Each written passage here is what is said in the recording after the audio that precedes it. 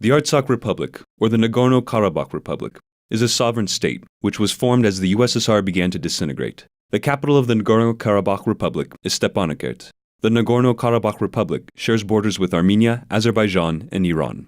Since ancient times, Artsakh was one of the provinces of historical Armenia mentioned in the works of Strabo, Pliny the Elder, Claudius, Ptolemy, Plutarch, Dio Cassius, and other ancient authors.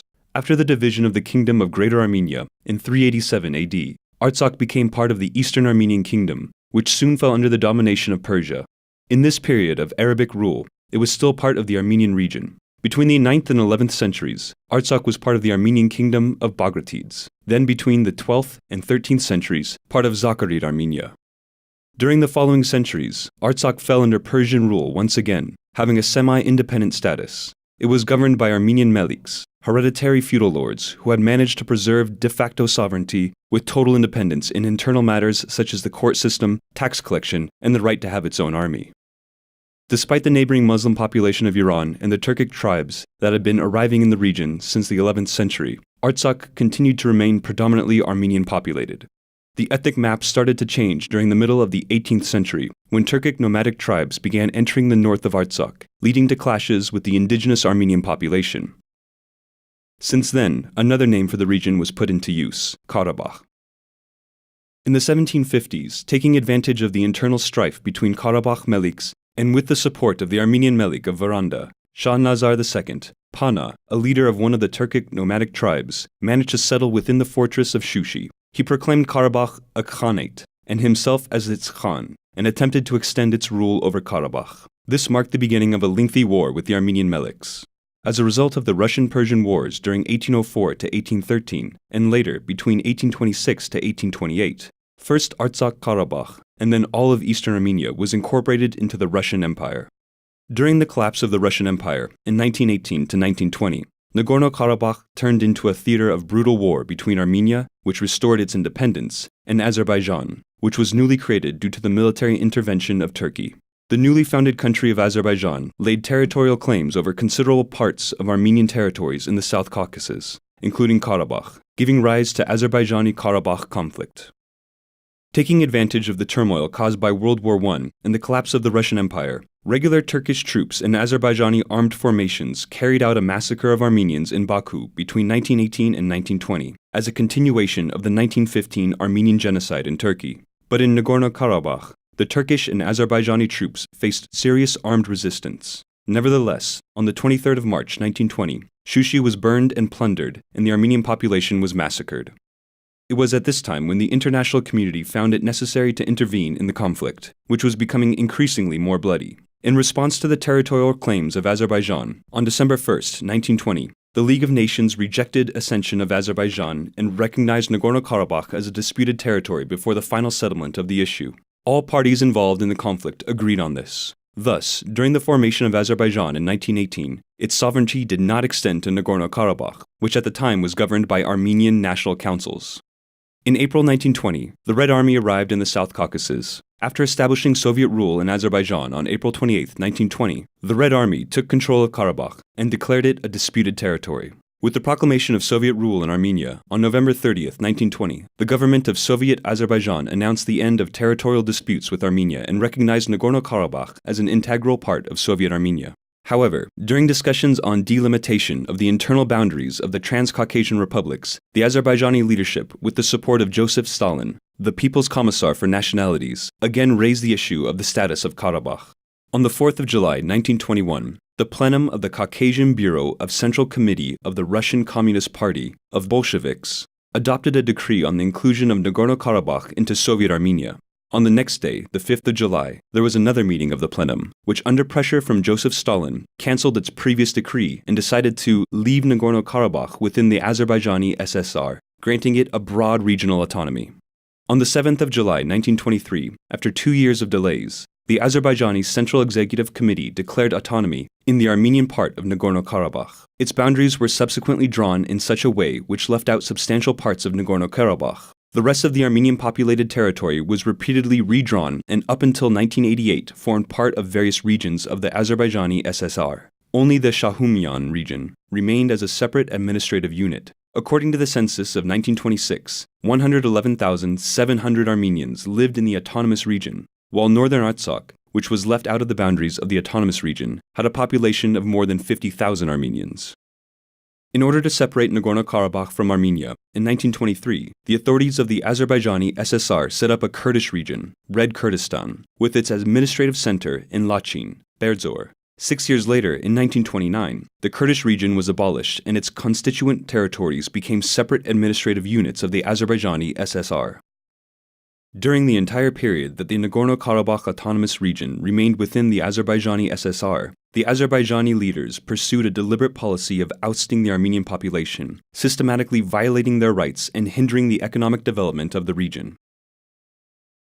In the 1950s, per capita investments in the Nagorno-Karabakh Autonomous Region accounted for 10 times less than the average in Azerbaijan. Beginning in the 1970s, intensive development of Azerbaijani settlements in the Nagorno-Karabakh Autonomous Region was enhanced. But even with this, per capita investments in the Nagorno-Karabakh Autonomous Region between 1981 and 1985 were half the average of Azerbaijan, and in 1986, more than 2.7 times less. However, discrimination was most acute in the national and cultural spheres. Numerous Armenian churches in the territory of Nagorno-Karabakh were completely closed, while mosques continued to operate. The Armenian language was practically excluded from official spheres, the number of Armenian schools was reduced, and there were virtually no textbooks in Armenian. Such policies resulted in a demographic shift towards a migratory increase of the Azerbaijani minority. Between 1926 and 1979, an average of about 2,000 Armenians annually immigrated from Nagorno-Karabakh, while the Azerbaijani population increased by approximately 1,000 people per year beginning in the 1950s. Between 1926 and 1979, the Armenian population of the Nagorno-Karabakh Autonomous Region increased little, from 111,700 to only 123,100, while the Azerbaijani population increased from 12,600 to 37,200. Between 1926 and 1980, 85 Armenian settlements in Nagorno-Karabakh ceased to exist, around 27% of the total number. In response to the discriminatory policies of Azerbaijan, the Armenian population of the Nagorno-Karabakh Autonomous Region voiced its demand to secede from Azerbaijan and reunite with Armenia. This idea was always alive in the population of the Nagorno-Karabakh Autonomous Region, and any chance of articulating it would immediately take the form of a massive movement, which was always legal and peaceful in nature. The current stage of the national liberation movement of the Armenians of Nagorno-Karabakh began in 1988. Starting on February 13, 1988, mass rallies involving tens of thousands of people were held in the capital, Stepanakert.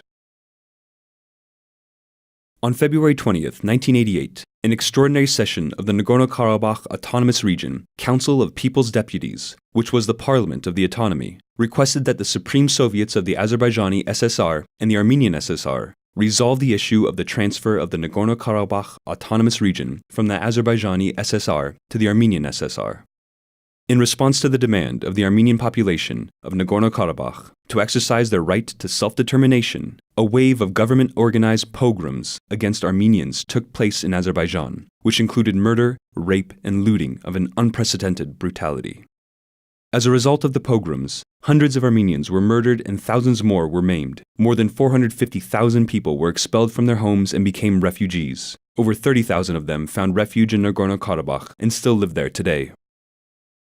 In an effort to finally resolve the Nagorno-Karabakh issue by force, between April and August 1991, the Azerbaijani authorities, with the support of the USSR Interior Ministry troops and the Soviet Army, carried out a large-scale military and police operation known as Ring, aimed at the deportation of the Armenian population in the border villages of Artsakh. This was a prelude to the subsequent full-scale aggression by Azerbaijan against the Nagorno-Karabakh Republic. As a result of the operation, more than 24 villages in northern Artsakh, as well as the Shahumyan, Hadrut, and Shushi regions, were completely devastated and destroyed. Nearly 10,000 people were deported, over 100 more killed, and several hundred people were taken hostage. In March 1991, the European Parliament, and then in May 1991, the US Senate, adopted resolutions condemning the use of force against the population of Karabakh and called for an end to the blockade and other forms of force and intimidation directed against Armenia and Nagorno-Karabakh. However, only the failure of the attempted military coup in Moscow in August of 1991 put an end to the deportations. In late August 1991, the Parade of Sovereignties of the Soviet Republics began. On September 2, 1991, the joint session of the Nagorno Karabakh Autonomous Region and the Shahumyan region's deputies of all levels proclaimed the Nagorno Karabakh Republic, based on Soviet law, was on the procedures for resolving issues related to the secession of Union republics from the USSR. On the 10th of December 1991, a referendum on independence was held in the Nagorno Karabakh Republic, in which 99.89% of those who took part in the referendum voted for independence. The Azerbaijani population of Nagorno Karabakh, under the pressure of Baku, boycotted the referendum, supporting and taking an active part in the aggression against the Nagorno Karabakh Republic unleashed by the Azerbaijani authorities. On the day of the referendum, Stepanakert and other Armenian settlements were fired at. 10 civilians were killed and 11 more were wounded.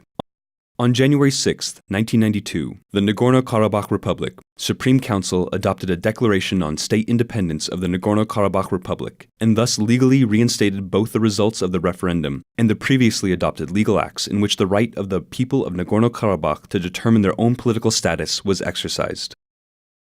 The political processes in Nagorno-Karabakh were met by yet another escalation of violence by Azerbaijan. Beginning in the autumn of 1991, the Azerbaijani armed forces started firing rockets on Stepanakert and other settlements. In 1992, Azerbaijan started using multiple rocket launch systems, combat aircraft, and heavy weaponry. A full-scale war broke out, which was accompanied by numerous violations of international humanitarian laws and crimes against the civilian population of Nagorno-Karabakh being committed by the Azerbaijani army.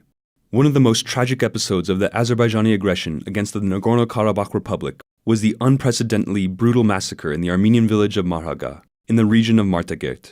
On the 10th of April 1992, after heavy artillery shelling, the Azerbaijani armed units invaded the village. A small group of local defense forces had managed to evacuate most of the people from the village. However, 118 people, mostly the elderly, disabled, women, and children, remained in the village. Many of them were brutally massacred by Azerbaijani soldiers. More than 50 people, including 30 women, were victims of this war crime. The escalation of military offenses made organization and improvement of defenses a necessity for the Nagorno-Karabakh Republic. To this end, self-defense units were set up on a voluntary basis throughout the country. These units were soon formed into a regular army.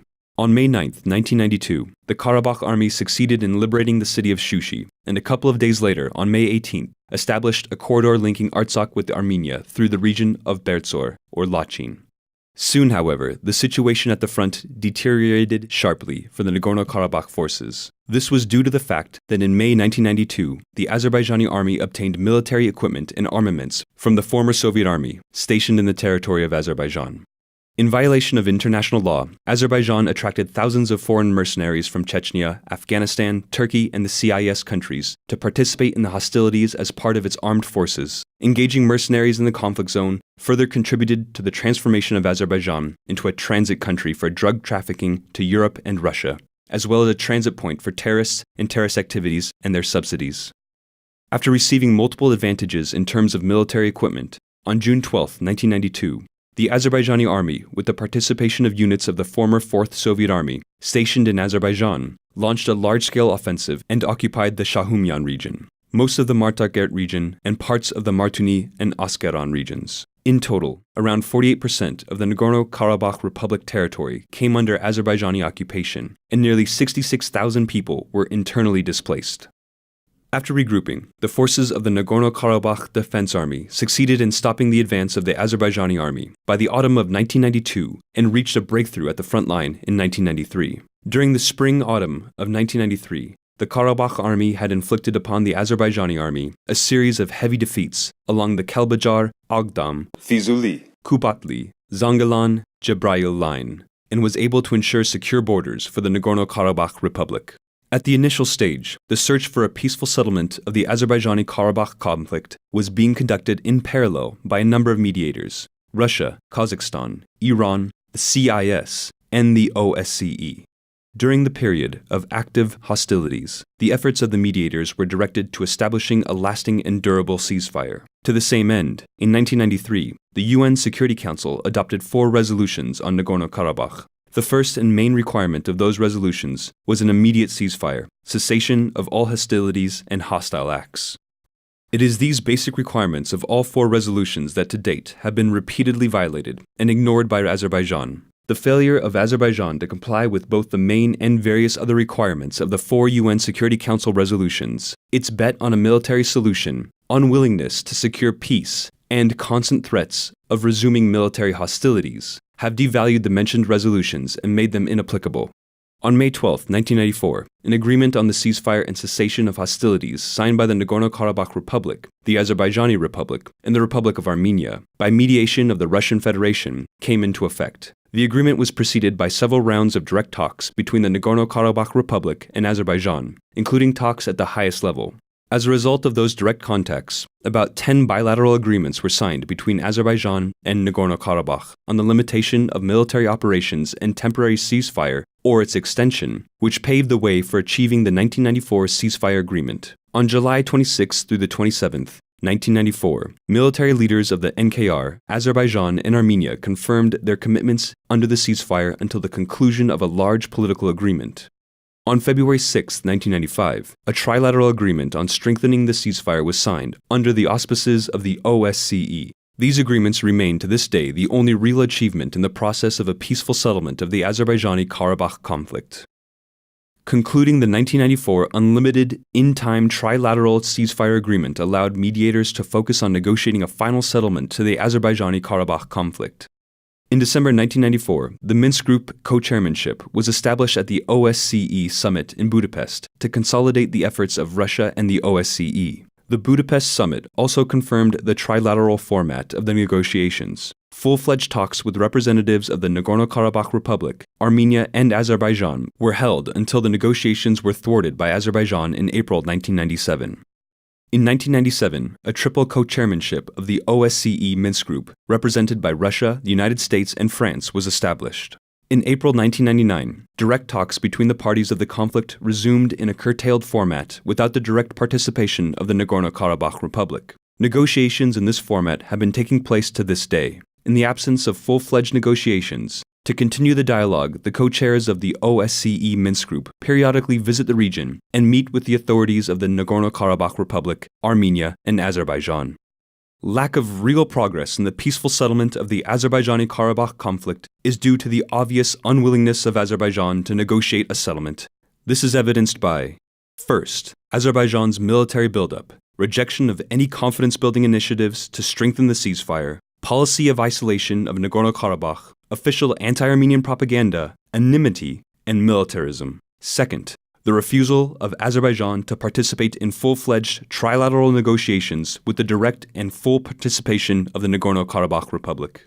The only achievement in the settlement process of the Azerbaijani Karabakh conflict has been the ceasefire agreements, signed with full participation of all three conflicting parties, Azerbaijan, the Nagorno-Karabakh Republic, and Armenia. The settlement process requires a restoration of negotiations in order to find a final solution to the conflict within this trilateral format. The culmination of Azerbaijan's aggressive policy after the 1994 ceasefire was the large-scale offensive against the Nagorno-Karabakh Republic on April 2, 2016, with the use of heavy equipment, artillery, and aerial combat. Azerbaijan, after suffering heavy losses in manpower and equipment, asked for a cessation of hostilities and a return to the ceasefire agreement of the 12th of May, 1994, through the mediation of the Russian Federation.